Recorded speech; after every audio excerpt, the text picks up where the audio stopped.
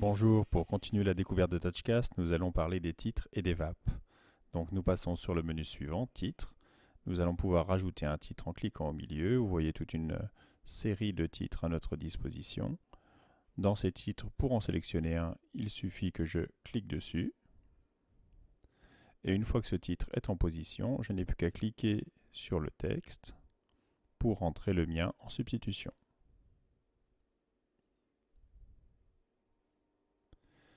Pour le sous-titre, c'est la même chose, on clique dessus et on tape.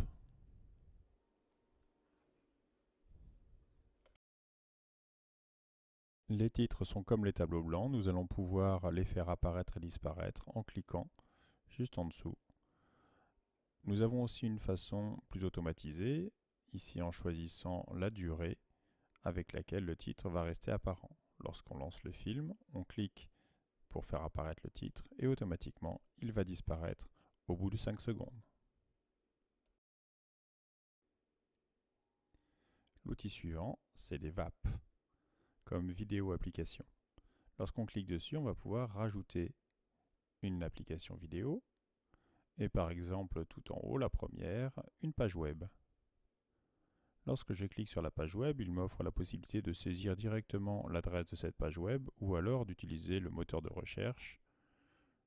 Je tape ici AC Poitiers pour nous rediriger vers le site de l'Académie de Poitiers. Une fois que ce site est localisé avec le moteur de recherche, je clique pour prendre le lien effectif. Et cette fois-ci, je suis avec le titre que j'utilise et je vois apparaître ma page web à l'intérieur de ma vidéo. Toujours le même principe, ça apparaît et disparaît si on clique en bas à gauche.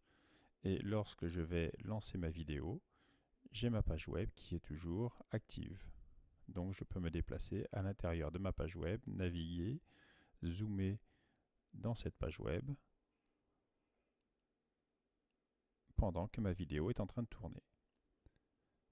J'ai aussi la possibilité de gérer la position de cette page, soit en centrale, soit en revenant sur le côté, ou alors en incrustant mon personnage tout en bas à droite de l'écran.